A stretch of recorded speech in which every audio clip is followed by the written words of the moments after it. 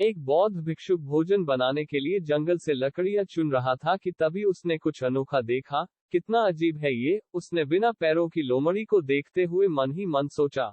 आखिर इस हालत में ये जिंदा कैसे है? उसे आश्चर्य हुआ, और ऊपर से ये बिल्कुल स्वस्थ है।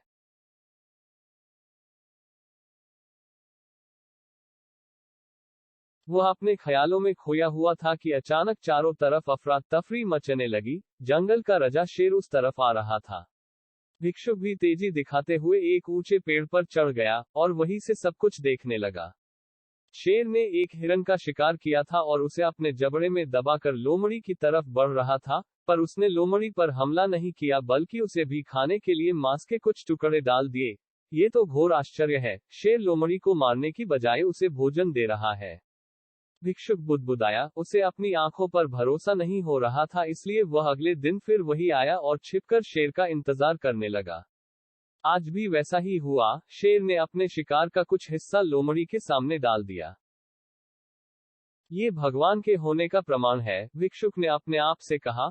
वह जिसे पैदा करता है उसकी रोटी का भी इंतजाम कर देता है। आज से इस लोमड़ी की तरह मैं भी ऊपर वाले की दया पर जीऊंगा। ईश्वर मेरे भी भोजन की व्यवस्था करेगा। और ऐसा सोचते हुए वह एक वीरान जगह पर जाकर एक पेड़ के नीचे बैठ गया। पहला दिन बीता, पर कोई वहां नहीं आया। दूसरे दिन भी कुछ लोग उधर से गुजर गए, पर भिक्षुक की तरफ किसी ने ध्यान नहीं दिया। इधर बिना कुछ खाए पिए वह कमजोर होता जा रहा था। इसी तरह कुछ और दिन बीत गए, अब तो उसकी रही सही ताकत भी खत्म हो गई। वह चलने फिरने के लायक भी नहीं रहा। उसकी हालत बिल्कुल मृत व्यक्ति की तरह हो चुकी थी कि तभी एक महात्मा उधर से गुजरे और भिक्षुक के पास पहुंचे। उसने अपनी सारी कहानी महात्मा जी को सुनाई और बोला, अब आप ही बताइए कि भगवान इतना निर्दयी कैसे हो सकते हैं?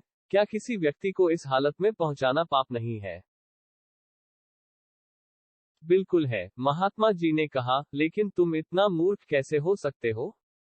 तुम ये क्यों नहीं समझे कि भगवान तुम्हें उसे शेर की तरह बनते देखना चाहते थे, लोमड़ी की तरह नहीं। दोस्तों, हमारे जीवन में भी ऐसा कई बार होता है कि हमें चीजें जिस तरह समझनी चाहिए उसके विपरीत समझ लेते हैं। ईश्वर ने हम सभी के अंदर कुछ न कुछ ऐसी शक्तियां दी हैं जो हमें महान बना सकती हैं। जरूरत है कि हम उन्हें पहचानें। उस भिक्षुक का सौभाग्य था कि उसे उसकी गलती का एहसास कराने के लिए महात्मा जी मिल गए, पर हमें खुद भी चौकन्ना रहना चाहिए कि कहीं हम शेर की जगह लोमड़ी तो नहीं बन रहे हैं।